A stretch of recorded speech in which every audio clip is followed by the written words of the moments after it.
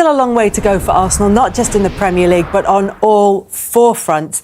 There are a lot of games left to go, but we are now officially at the stage of the season where we can get all the remaining fixtures on one page for both Arsenal and for Manchester City. 10 games left for Arsenal, 11 games left for Manchester City. They play each other, of course, in April, on April the 18th. That is going to be a crucial game, as we always thought it might be in terms of the title race. But this next game for Arsenal now, the game against Chelsea, that's the last game, bar the City one, that they have from a team that's inside the current top six at the moment. So it's always the next game that's the most important, obviously. But it feels like that could be a really significant one for them. I think, look, they know where they stand. They know their job, what to do. I think what's really important, looking at those fixtures, they can win them all. They really can. But what's not in that fixture is the cup final. And that's the way I feel like we'll set where Arsenal are going to do this year, and they're going to determine what's going to happen. It's a big match, of course. But look, having City chasing... And they could draw each other in the Champions League as well. There you go. So look, it's a narrative starting to happen, isn't there? But look, I just feel they know the job. They know that Man City are going to be there. There's a different feel about Man City this year, but there's also now a different feel about Arsenal because they've got certain players that haven't experienced what recent squads have experienced, but now they've just provided something different. The likes of Gyökeres and Eze today, they haven't been in this situation before. They kind of, it's their first day at the office, really, in some sense. So look, I think they're excited to be in this race because at times they might not have been expected to be at this club. So look, I think they're showing some great signs and they know they can be the difference. And I think that itself is just going to bring more energy in the whole squad. I really do. If Arsenal win all of their remaining fixtures, as Theo says they're capable of doing, they will be champions come the end of the season. The same is also true for Manchester City. Absolutely. So to a certain extent, it's in their hands. And as we all know, Pep is the bogeyman. He don't want him chasing. But Arsenal get the draw in that fixture on April. Kel, I mean, I looked at those fixtures. I've done it every year since I've been working on Sky. It's very hard to predict that anything can happen. I do agree with Theo. Now we've got them all on one page. You're going to do that every week between now and the end of the season. There's going to be so many twists and turns. I fancied Arsenal this year. I do feel it's their season. And City have really surprised me. And they've been fantastic. Even Nico O'Reilly yesterday with those important goals. And they had to suffer yesterday. It was a huge 3 points for them. And obviously that Arsenal have to go to City, and we've seen how difficult that can be in the past. So anything can still happen, but I'm still going to stick with Arsenal. And at this stage of the season, with the cup final a month today, when do we start talking about a potential quadruple for Arsenal? I think we are now, aren't we? I think we are now. I think it is. Why would you not believe in that? You look at where they stand in the cup final, top of the Champions League, of course, top of the Premier League. Why can't they? I feel it's a great energy that will provide into the squad, and I think it's great for the fans and the fans group to really believe that. And I think with that energy, it just helps the team. They really it can enhance it. We said at the start of the show. You said it, Theo. What a position to be in, though. And this week they've been accused of being bottlers and not, having the character to handle it. I mean, they've got the character. They showed it today. They've come into a difficult environment after a tough week, and I thought they were absolutely fabulous. Played incredible performance, incredible result. Abera, if we can start with you. It turns out you really enjoy the North London derby. I remember you had a feeling before the first game. Did you again today? To be fair, I always have that feeling whenever I play. But yeah, today it's worked out. We thank God for it. We put in a good performance. We done what we needed to do today, which was the main thing. Victor, huge contribution from you as well. Maybe your best performance in the red shirt?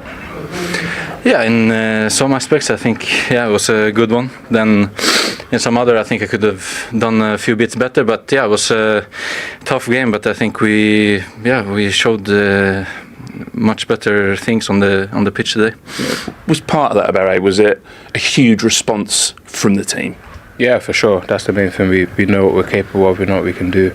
We have to play games to dominate and to win, and we've got the players in the team to do it. So again, an important win for us, important performance, and we keep going.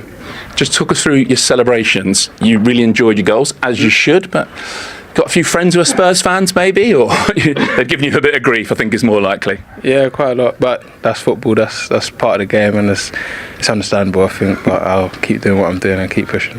Just tell us about the finishes. Both of them, I suppose, in some ways pretty simple, but you need to just keep cool, right? Probably not simple. Sorry, sorry for the insult.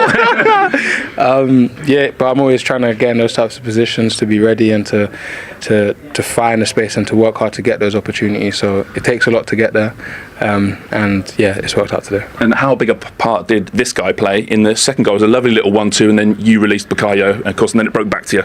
Yeah, Vic was doing that all game. I think you can see the work ethic. You can see how much he helps the team, not just with his goals, but with the effort that he puts in and puts players like me in good positions, and it helps a lot. And he's got his 2 goals today, which he deserves for sure. Yeah, Victor, particularly wanted to ask you about the first goal, an absolute thunderbolt. Did it come at a really key moment for the team as well? Because it's 1-1 at that point, and you must have talked about it at half time. It shouldn't have been. Yeah, I think we do that a few times in training. I think, and then obviously I watch his goals against these last game. So yeah, try to replicate it a little bit, and yeah, it works. So it was a nice goal. Why always Tottenham? For you? Yes, for 5 or 6 Premier League goals. I don't know. I try to score every single game. It seems to work a lot against Tottenham, but yeah, I think it's just a feeling that you get, and you want to enjoy it as much as you can. Okay, well, brilliant from both of you. 2 goals each. The player of the match is Victor. Deserved. There you are, my brother. Thank you, bro. Well done, guys. All that noise, all those bullets. How about that for a response? But that's football. I mean, when you watch the game back against Wolves, how the hell you drop 2 points there? Nobody can explain it. I mean, but this is the beauty of it. And then looks like it's the end of the world. And you look at your players and the way they react and how much they want it. And I said it. I feel very, very privileged to work with them every single day. I knew we were going to react. In football, you can win, draw, or lose. But the attitude that we showed today, the desire, the dominance, it was really impressive. So I'm really happy. How soon after the Wolves game did you know, yeah, the team are right, they will perform on Sunday? Immediately after that, because I saw the reaction and what it means. And when it's a job, you don't react like this. When it's your passion and you love the game so much, that's something else. It hurts you in a different way. And I know what it means to them and how much they want it. And we said that I want to try all our very best. You said after we were talking about the Wolves game, like how the hell did it finish level? Did you have a similar feeling at half time today? Yes. How the hell is it 1-1? I know, I don't understand. I don't know how many touches we had in the opponent's box and chances and situations, but we said at half time, we carry on playing. When you talk about attitude, what Declan is on today, I mean, he can make an error. The way he played afterwards, that's attitude. That's to have personality and courage and to stand up in a difficult moment. So what would you say, I don't know whether it's a day for sort of the tactical stuff or more the mental, emotional stuff, but what would you say was the key to that win? The attitude. Again, how you approach things. I mean, and that's a decision that you have to make. You can feel sorry for yourself. You can look at, but this is the stage. I mean, when we're all kids, we dream to play these kind of games.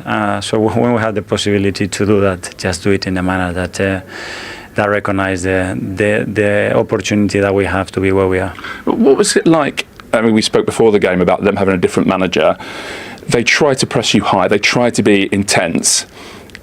Did we actually see the dangers of trying to take you on so many times this season? You've faced the low block. You didn't today, and because of it, potentially you created an awful lot more.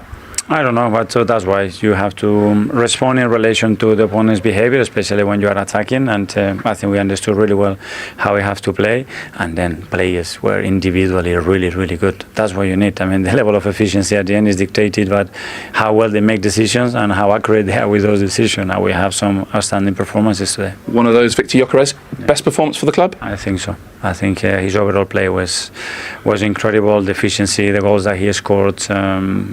It was really, really good today. And before the match, you spoke about Eze, there were certain things about this game that made you think he was the right fit for today. Can you elaborate on that now? Well, one of them because the recent past against them, it was really positive, and that's there. And then I made some decisions and I changed them at half time, and there are some moments and you see how people react and when they have a point to prove. I know that we are understanding what Epps needs to perform at the level that he can. So 10 to go now, Mikel. Ready to strap yourself back into the roller coaster for what's ahead? one at a time. It's going to be a long one, because on top of that we have all the cup games and Champions League, so it's going to be a long marathon for all of us, but let's enjoy it. But do you feel like you answered a lot of questions today? Because that's the first question, a lot of noise, a lot of bullets. There was. The questions are on the day. Today, yes, we've done it, and now we have to do it against Chelsea, and 3 days ago, yeah, we have to take them. I mean, when you have the expectations and you play for why you play in a football club that we play for, this is part of the job, and if you don't like it, go and do something else. Thank you. Yeah. Well done. Thank you. Thank you. Well done. No, I'm sad because it was not good enough. Arsenal was much better. In this moment was too much gap between two teams. In this, I would say, psychophysic situation, even regarding the problems we had to make 11 plus 3. So it's good to show and to see this kind of team, in the start, to show us where we need to be. So it's all about work. Start to work hard, because we struggle in a lot of things. We struggle in a lot of things. For sure, psychologically, we need to come up from this moment. The only way is to work. Stay quiet, stay humble, understand where we are now, and look at in the future. Day by day, growing day by day, week by week. It's too strong for us in this moment. So what's the biggest thing you've learned from what you've seen from your team today? The biggest thing you've learned from seeing your team close up today? That we need to work. Too much bad habits in the past time. Each of us, each of part of the team, we need to look ourselves and grow. Be humble, as I said before, and it's all about work. So we need to run more. We need to play better. We need to defend it better. We need to win duels. They can do a second balls. So we prepared these 4 or 5 days. But as I said before, in this moment they were faster. There was even I can say that the players wanted. They showed the passion. They wanted to do. They wanted to run. But we press high. They don't arrive or take the ball in a block. They are stronger. They have more power, more energy, they believe more. Also, that's the key in the end. They believe more, and that's it. So take the lessons and Can you say what the bad habits you saw, what they are, what you need to fix? No, that's the thing we speak in dressing room. Okay. You wanted courage, intensity, you wanted bravery. Did you see those things? But yeah. In part I saw, but you don't arrive to take the ball, because the opponent is faster, stronger, and you don't arrive. You are late because you have bad habits. So it's on me to show the path and keep working day by day. As I said, too much in this moment is Arsenal for us.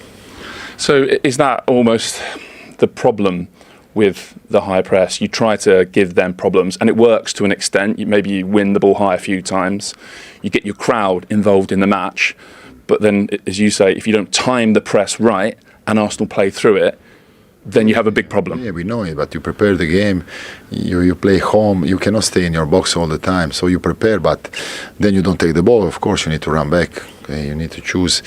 Also, with Richarlison, he's not in the physical moment.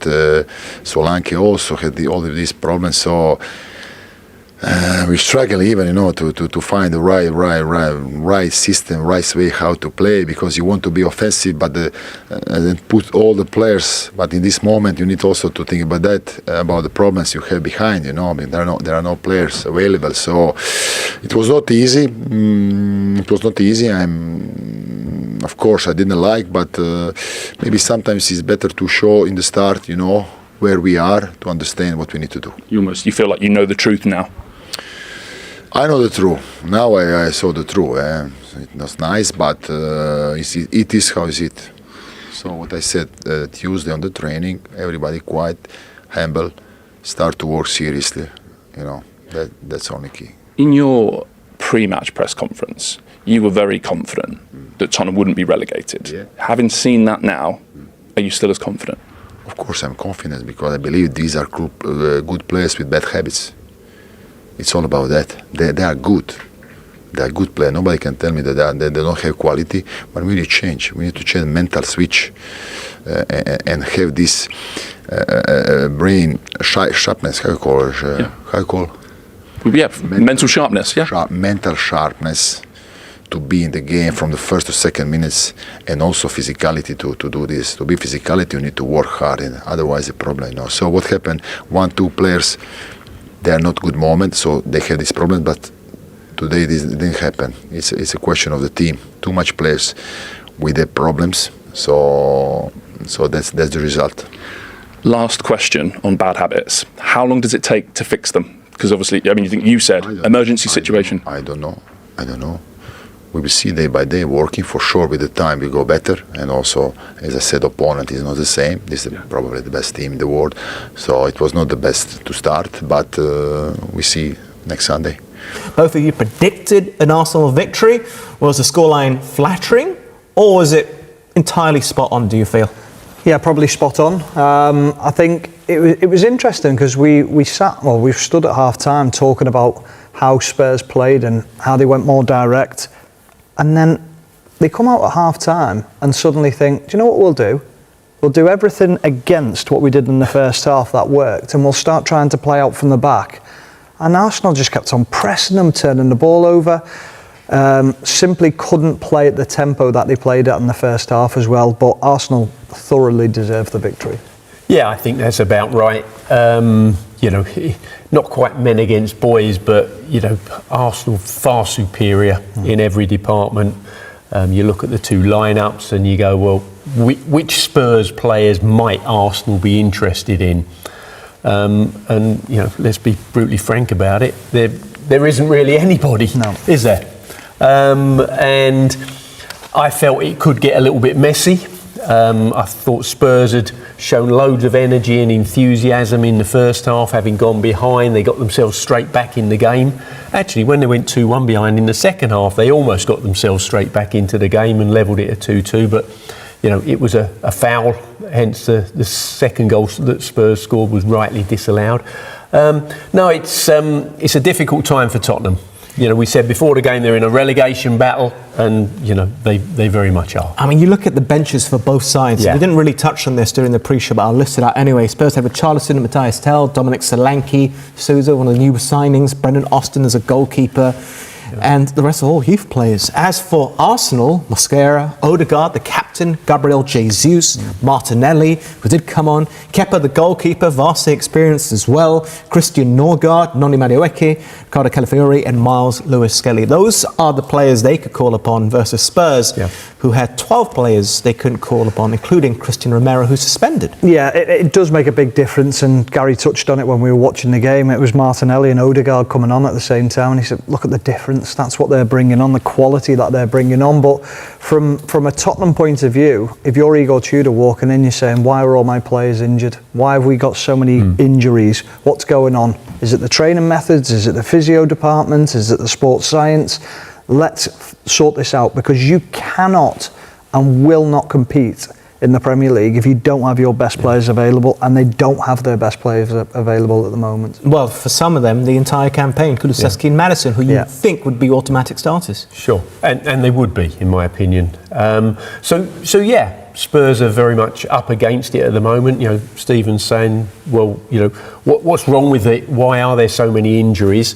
I don't think he's got long enough at the club as boss, Igor Tudor, to spend any time on that. It's about picking up some points, and where can they pick up those points? They play Fulham next. They're 8 points behind Fulham at the moment, so that implies it's a tough game for them. Then it's Palace. They're 6 points behind Palace. Then it's Liverpool. They're 16 points behind Liverpool. Then it's Nottingham Forest, who are just 2 points behind Tottenham. So, whatever way you look at it, every single fixture now for Spurs is a a tough game. It's a difficult game. It's a real test. Cup final, effectively. Plus, Yeah. they'll have to contend with Europe, still in the competition, hoping that they don't pick up any further injuries in that. Anyway, Arsenal's internal shakeup continues, and the latest departure signals that the restructuring behind the scenes is far from over.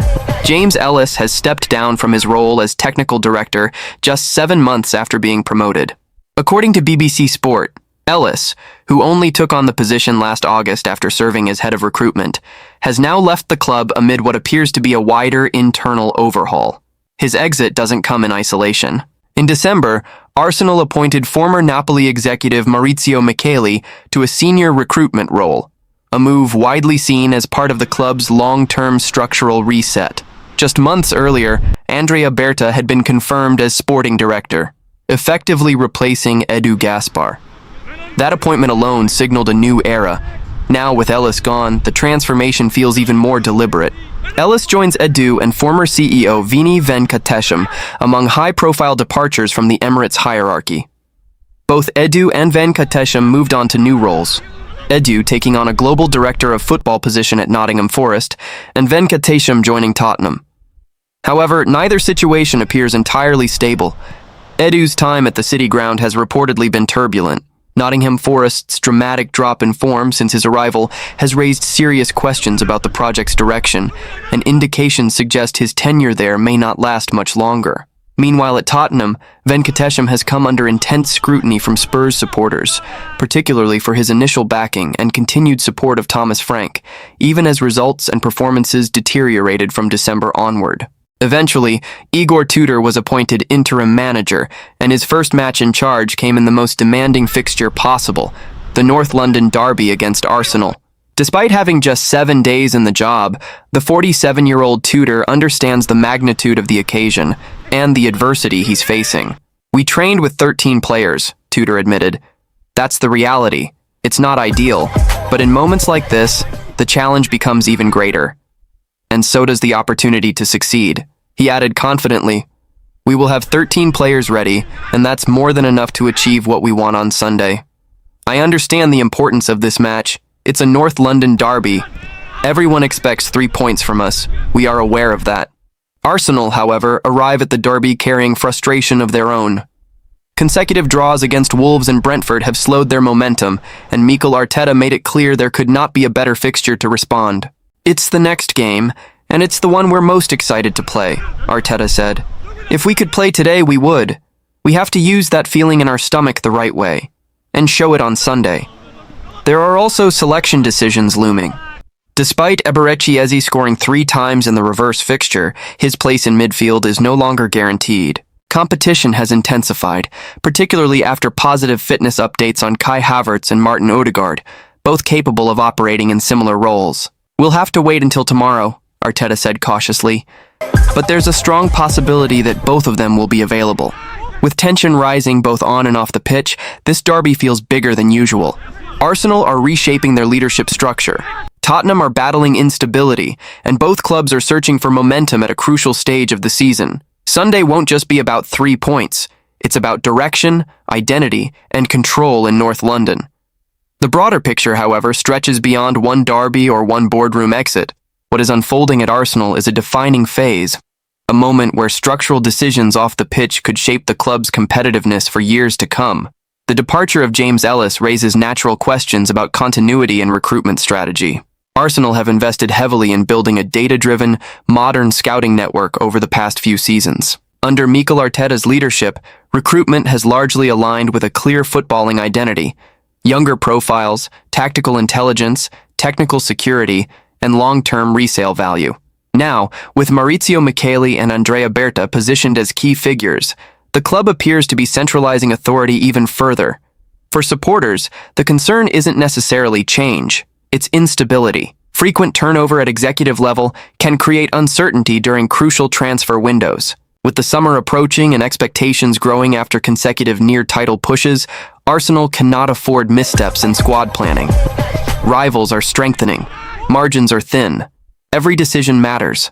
On the pitch, the North London derby carries added psychological weight. Arsenal's recent draws against Wolves and Brentford weren't just dropped points. They dented momentum at a critical juncture of the season. Title races are often defined by response, how quickly a team reacts after disappointment. Arteta understands that narrative. Privately, there is belief within the squad that performances have not dipped as sharply as results suggest. Arsenal have maintained strong possession metrics, defensive structure, and chance creation numbers in recent matches. The issue has been efficiency, converting control into decisive moments. Against Tottenham, that margin for waste disappears. For Spurs, the situation feels even more volatile. Igor Tudor's interim appointment reflects urgency rather than long-term planning.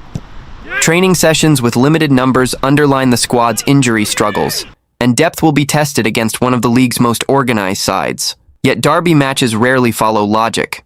Emotional intensity often overrides tactical predictability. Another layer to the story is the competitive landscape at the top of the table. With Manchester City and Liverpool maintaining relentless standards, any slip can reshape the standings instantly. Arsenal know that draws at this stage can feel as damaging as defeats. The pressure is no longer about proving progress. It's about delivering silverware. Internally, Arteta's message has reportedly been direct. Block out external noise. The boardroom reshuffle, media speculation, and scrutiny around player selection cannot bleed into matchday focus. Leadership inside the dressing room, particularly from senior figures, becomes crucial in moments like this. There is also anticipation around the possible return of Kai Havertz and Martin Odegaard. Their availability would not only boost tactical flexibility, but also restore leadership and composure in key phases of play. If both are fit, Arteta faces a selection dilemma, but one he would welcome. In North London, perception shifts quickly. One result can calm doubts or intensify them. A victory would reassert Arsenal's authority, silence questions about momentum, and reinforce belief in the current project despite executive turnover.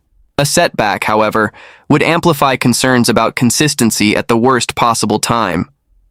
Ultimately, this is a convergence of narratives, structural change, title ambition, squad depth challenges, and historic rivalry. The derby will not define the entire season, but it will send a message. And right now, both clubs are desperate to control that message.